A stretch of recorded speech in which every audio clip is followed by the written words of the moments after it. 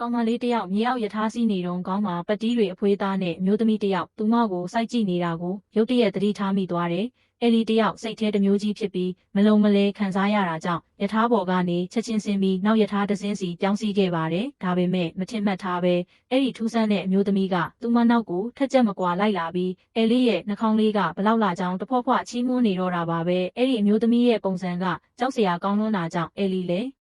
ဘာမှပြန်မပြောရဲပဲရှိနေပေမဲ့ထိုမျိုးသမီးကတော့အဲလီကိုပဲတောက်လျှောက်လိုက်လံမြောက်ပင့်နေခဲ့ပါတယ်။အဲလီလည်းစိတ်ထဲတော်တော်လေးကိုနေရခတ်လာပါတော့တယ်။သူမဟာအဲ့ဒီအမျိုးသမီးနဲ့ဝေးရာကိုအမြန်ဖယ်ရှောင်သွားခဲ့ပြီးအတန်ငယ်လန်းလန်းရောက်တော့မှစိုးရိမ်စိတ်နဲ့နောက်လဲကြည့်လိုက်မိတယ်။အဲ့ဒီအမျိုးသမီးကသူမကိုအလွတ်ပေးမဲ့ပုံမပေါ်တာတေချာတလောက်ရှိနေပါပြီ။အဲလီကလည်းကြောက်ကြောက်လန့်လန့်နဲ့ဘေးနားကလူတွေကိုအကူအညီလန်းတောင်းပေမဲ့ဘသူကမှအဲ့ဒီအမျိုးသမီးကိုမြင်ရပုံမပေါ်ပါဘူး။ဒါကိုမြင်လိုက်ရတဲ့အဲလီဟာစိတ်ကူးရဲရဲနဲ့ဖုန်းကိုထုတ်ပြီးဗီဒီယိုရိုက်ဖို့ပြင်လိုက်တဲ့အချိန်မှာပဲ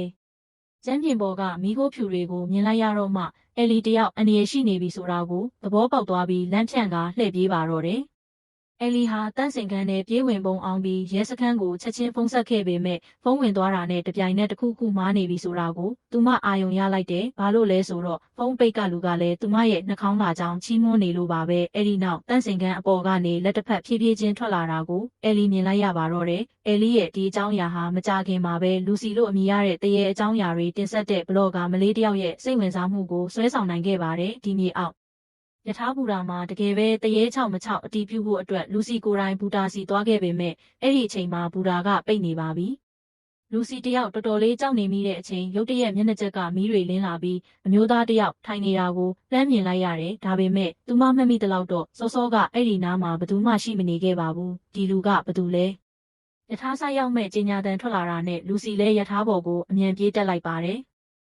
အဲ့ဒီလူနဲ့ဝေးရာကိုရောက်သွားပြီမို့လူစီတယောက်တက်ပြင်းချနိုင်သွားခဲ့တယ်။ဒါပေမဲ့နောက်တစ်စက္ကန့်မှာပဲအဲ့ဒီလူဟာလူစီရဲ့ရှေ့တဲ့မှာကြောက်စရာကောင်းတော့အောင်ရုတ်တရက်ပေါ်လာပြန်တယ်။လူစီလဲလန့်သွားပြီးနောက်တွဲတစ်ခုစီဖြည်းဖြည်းချင်းရှောက်သွားပေမဲ့အဲ့ဒီလူကတော့သူမကိုပဲစိုက်ကြည့်နေတော့မှာပဲ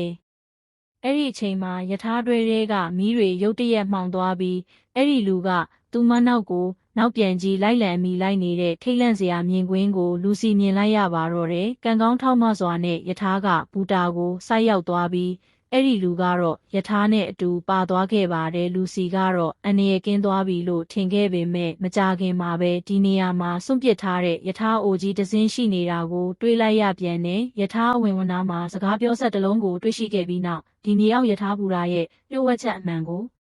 ဖော်ထုတ်ဖို့အတွက်လူစီတယောက်အဲ့ဒီယထာအိုကြီးတဲကိုဖြည်းဖြည်းချင်းခြေလန်းလန်းဝင်ရောက်သွားပါတော့